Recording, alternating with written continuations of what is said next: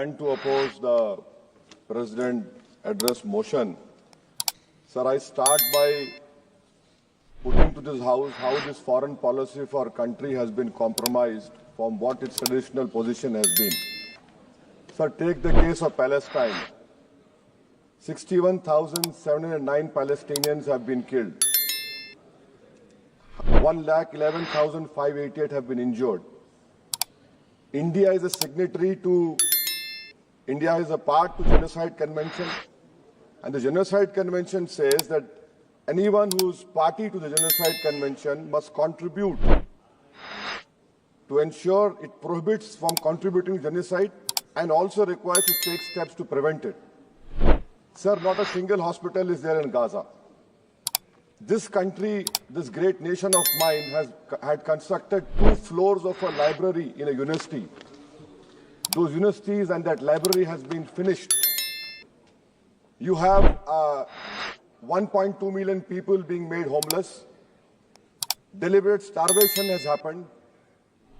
And people have no drinking water. And what do we see now? We have heard the Prime Minister saying, I'll stop the war in Ukraine. Where is my Prime Minister? Where is this government? Why are they keeping quiet on this genocide which is being perpetrated on the Palestinians?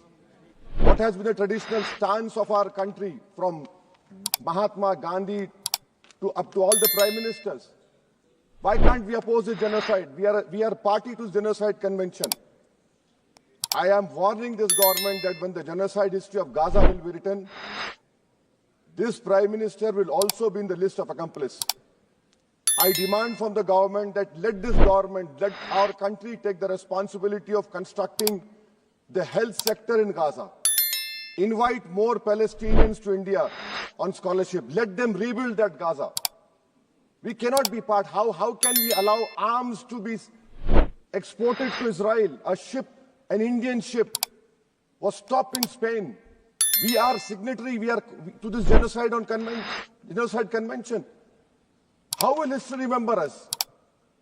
With what face can we face the world? Sir, second point. India's moral voice is dead in Palestine, sir. It is completely dead in Palestine, sir. Sir, come to China. The army chief in the interview to an English newspaper said rules out any troop cut along LAC. He says no troop normalization can happen. Why are we back to business as usual? Mansarovar Yatra will start, direct flights will start, visas will be issued, Chinese investment will be welcomed with open arms. Can we patrol those 25 patrolling points which we lost? Can we go and patrol in the buffer zones of Galwan, Pong Song Su, Gogra, Hot Spring and Kailash Range? No. With what we have lost 2,000 square kilometers of land, and it is back to business with China. I strongly condemn this step which this government is taking in the fear of China. Come to USSR. Pew Research study had said that 7.25 lakh unauthorized immigrant Indians are in USA and 18,000 are in final list for removal. Are we going to accept all this 7.25 lakh? Are we going to accept this 18,000 who are in final list for removal? How many aircrafts you require? 300 aircrafts. Can this government has imagined what the loss of remittance? What will be their employment over here? They have no policy. In Bangladesh, for 1%, we are destroying a relationship with Bangladesh. When will my Prime Minister meet his counterpart in Bangladesh? I fear that we will be out of the game. When I say the term game, the government understands that. Sir, coming to minorities, sir. In 2023-24, 2,064 crores out of the budgetary allocation of 3,000 crores was surrendered by the Ministry of Minority Affairs. I have been consistently demanding from last 10-11 years that the pre-matric, post-matric merit cup mean should be made demand-driven, and only 2,000 crores required. Because of it not making demand-driven, you have thousands of Muslim students who are out of education. There has been empirical studies like the Kundu Committee which said that the reason for Muslim out-of-school children is financial wherewithal. You're not interested to ensure that Muslim children study. My community has the highest illiteracy rate in women. I have only 3 graduates out of 100. You're after Jamia Millia, you're after AMU. And madrasa you have cut down, yes, you don't read. You have cut down the money on madrasa also. I mean, if you read, you'll know. So why can't you do it, sir? And that is why I say, sir, this PMVJK scheme, come to Mustafabad and Okhla and see. You have Mount Everest of garbage which is being dumped right inside a Muslim area. Why? Because it's a Muslim area. And then you have this person who was given birth politically through surrogacy by an institute which has an allegiance to a person who wrote "We Are a Nation Undefined" and bunch of thoughts. That person day in, day out lies. He lies. His whole start point and end is lies only. But what I'm hearing from the ground, which I've seen, a pure organic Muslim leadership will emerge on Wednesday, sir. Sir, I am cautioning and warning this government. I am cautioning and warning this government.